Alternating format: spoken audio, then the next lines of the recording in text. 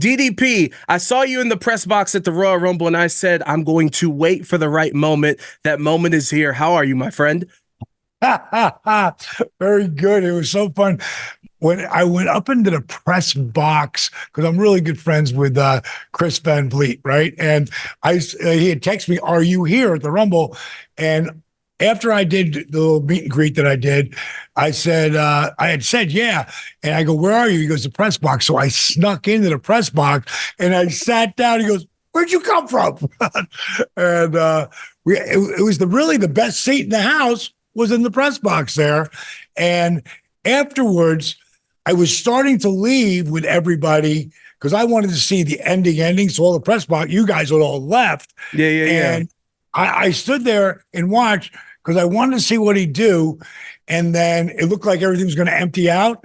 So I started to leave. But oh my God, walking out there with all the wrestling fans, it started to become pandemonium. So I figured, to hell with this. I'm going to walk through the people. And people, it was so fun. I wish I had this little selfie thing going as I was going, for people going, wow, oh my God, because I'm walking. That's how I used to go to the ring all the time, through the people, right? And I love the way Cody, when he's leaving, he's doing selfies. That's the stuff I used to do, man. Yeah. I would grab people's camera. They're going, no, please leave. I go, take a breath, relax, click. And so I see him doing that and signing autographs and as he's leaving. And if it's a show that there are no cameras, he'll stay and talk to the people like he is. I said this a while ago. I said, the very first people's champion is the man, Muhammad Ali. Then it's Dusty Rhodes. Then it's Diamond Dallas Page. Then it's The Rock. And now it's Cody Rhodes. I mean, there will be so many people like really mad, like, whoa, if he doesn't take this, if his story is not finished. And it couldn't be a bigger, better buildup because of that. And everything that happened in my career, like when I start to do the NWO angle where I turned them down, and it's supposed to happen on the third week. They asked me once, they asked me twice. The third week, I put the shirt on and I do what I'm going to do. Hit the diamond cutter on Scott and take Kevin over the top rope. But it gets pushed and it gets pushed and it gets pushed. Because the bottom line is the bookers did not believe that I was that guy, that I should have been the guy. But Kevin and Scott did.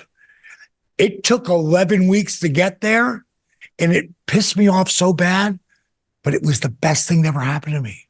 The best thing to ever happen to me, because it told this story, and then Savage got involved.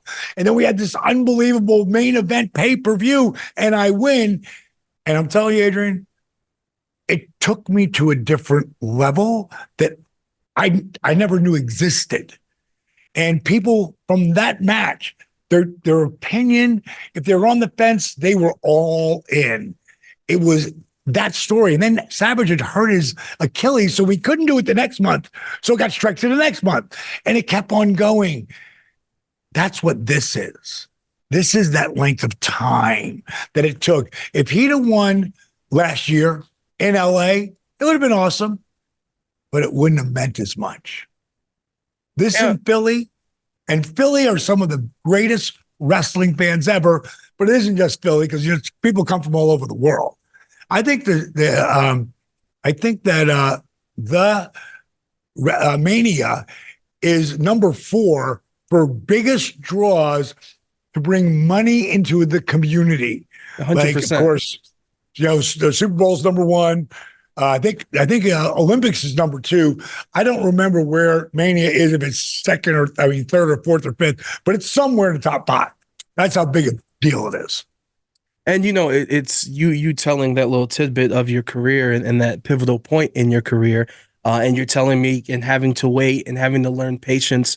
I was lucky enough to already see the episode that's going to air this Sunday, and the one thing that stuck to me, and it even applies to Cody, is persistence.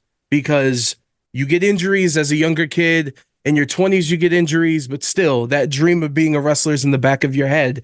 At 31, you finally get that chance. At 35, last resort, you're in the ring. And even when you get in the ring, people are like, he's too old. Where does that level Where does that persistence come from, in your opinion? Oh God! When I watched it, because I remember doing the interviews, but it's all how they piece it all together. Um, people have been telling me my whole life what I can't do. So to me, it's like, okay, watch and just watch. It's going to take a while, but I'm telling you, it's going to happen because I'm not going to let it go. And I call it being pleasantly persistent. And I've used it so many times. I try to teach it to as many young bloods as I can. Like you got to be persistent. You got to be relentless. You got to keep putting the work in, and you got to see it. Because people who say, I believe it when I see it, those people never see shit. But the people who say, I believe it because I see it, that's what's magic. And a guy like The Rock, who's the biggest star in the world, he's one of those cats who see it at a different level. When you can be the biggest star in the world, let's just name another one. Tom Cruise. Oh, what did he ever do? He was the biggest star in the world. And Rock knocked him off that spot. But he's one of us. So that he's involved in what's happening right now at Mania. Like, that is so magical. And it wouldn't have worked as well in LA. And from what I heard, he had commitments, so he couldn't do anything anyway. But for this to be here at this time in this place, like, if it wasn't Randy Savage that I beat back in 1997, if it was a guy who it had to be Savage, because Savage still was seen like as big as you can go. And he's kind of like the James Dean of wrestling. I mean, everybody still dresses up like Randy. Everybody, including me, do the Randy impersonation. Everybody's wearing T-shirts. Like, he's like, I don't know how to say it, but, a different level of icon. And that's a guy I beat to change my career. And he's the guy who made it happen. Scott and Kev set me up. Without those cats, it never happens. But man, Randy, I'll never forget that Randy, we were in the locker room getting dressed, and Arn came in and he said, so Randy, what do you want to do tonight? And every night, bro, I'm getting left laying by the NWO. That's what we're doing. Or I escape, maybe hit Virgil, and escape through the crowd, But most nights, I'm getting left laying. And Randy says, think I want to take the diamond cutter. Like, there's no cameras. There's no people there, There's plenty of people. The place is packed. There was 5,000 people who can't get in because we were so hot at that time, and they hadn't started booking, except for nitros and stuff, the big buildings yet. Yeah. We had like an ice hockey rink. So maybe it held 11,000 people. There's 5,000 people who couldn't get in. And we went out there, man, and he beat the hell out of me. He was stiff as hell at times, and you gave it right back, but I wasn't getting much because he's about to do the job, and he's going to make sure he's whooping my ass hard. And bottom line is, at some point I started to blow a comeback. He stopped me, picked me up, and diamond cutter. And I freaking slipped into that baby, and the roof blew off. And he'd been beating the hell out of me, so I just lay there. And he took the diamond cutter, so he's just laying there looking up at the lights. And I didn't move. And then the people started rumbling and rumbling and rumbling. And I just laid my arm over him. 1, 2, 3. And it was one of the loudest pops I've ever heard. And because there was so many people in that smaller building, it was surreal, man. And I could hear him say, think you know what we're gonna do for Spring Stampede. And I'm like, no. Like, you don't ever believe. Yeah. You don't ever believe when something that huge in your business, in this business, you don't believe it until you're walking to the ring. And now That's you know they can't change it. You know, they can yeah. try, but they ain't gonna. You know, that shit's going down. No, that's incredible. And really quick, by the way, you bringing up Macho Man. The elbow drop from him on a scale of 1 to 10, level of pain. Can you? Where is it at? Is that a 10? 25. 25. And I'm sure when Randy first started doing it, he took a brunt of it and to protect you. Yeah. But bro, when I was 40, I turned 41 the night before I beat him. So my whole run's in my 40s, being on top. And Randy, if you were lucky enough to take take the elbow, he used you as his crash bag.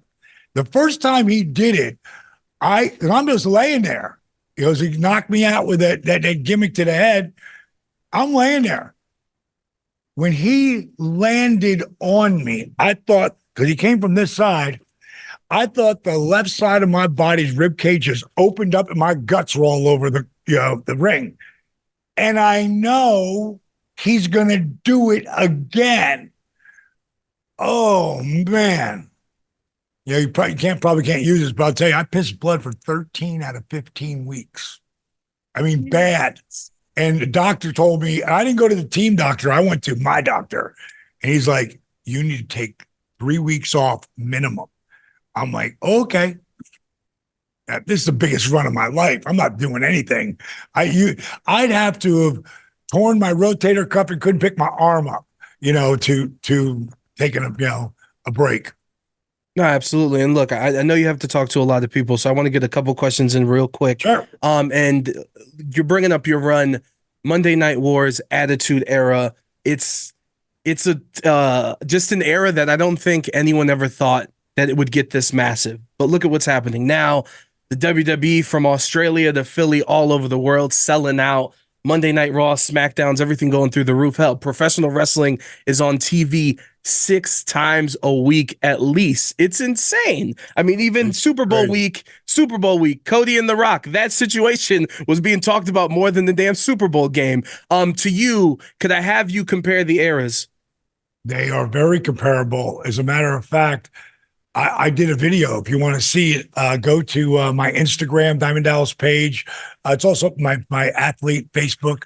But I had to speak on it because I was getting bombarded from my buddies and fans and people who want to know what I thought of it. And I was in Jamaica at the time, and I'd watched the slap scene around the world. And the fact that The Rock was turning heel to get there, because there can only be one baby face when you're in that spot. And him coming in, I mean, The Rock is such a classy cat, man. And you don't know what's real. And I wanted people to know this. Like, you don't know what's real and what's not. And that's when you blur the lines.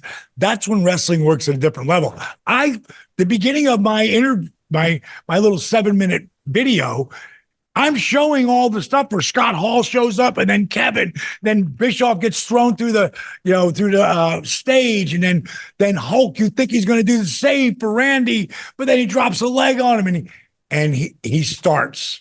It goes from the Outsiders to the NWO, and it was the hottest thing ever. And I was lucky enough to go through a bill through it and be ready when it got white hot, and I would have never thought that would happen again. But in a different way, it's happened again. When I was watching from Jamaica, this what I would call a press conference, but it was an arena with like 15,000 people, like blew my mind. And then how they did with everybody bringing all the different, the shining stars of the superstars of the WWE out. And then here comes friggin' Roman, and then The Rock, and then Cody, and then Seth Rollins. I mean, man, I always say shit gets real fast out there. And when it does, it's magical, man.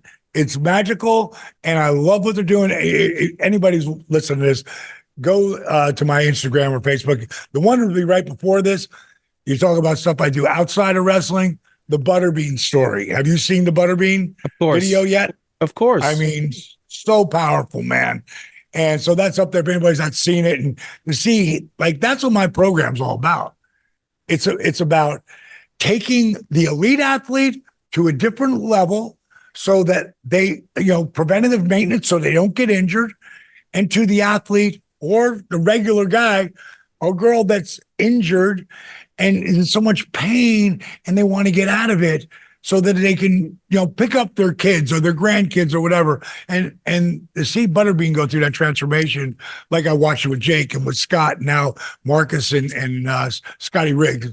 It's just an incredible time for me right now because it's all happening at one time. And Cody would be like the cherry on the top to be. It's going to be emotional, not just for me. It's going to be emotional for so many people. I don't know if you saw it, but before I ended up in the press conference, I saw him coming down the line. Of course, he's the ultimate babyface. He's doing the pictures and he's doing the autographs, and I just jumped over the railing.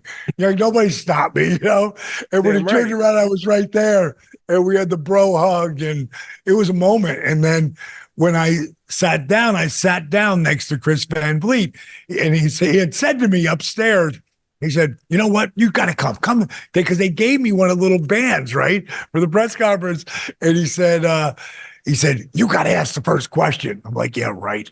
And next thing I know, they hand me a mic and go, "You ask the first question." I'm like, "I don't have a question for him," but now I listen to him talk, and now I got a question for him.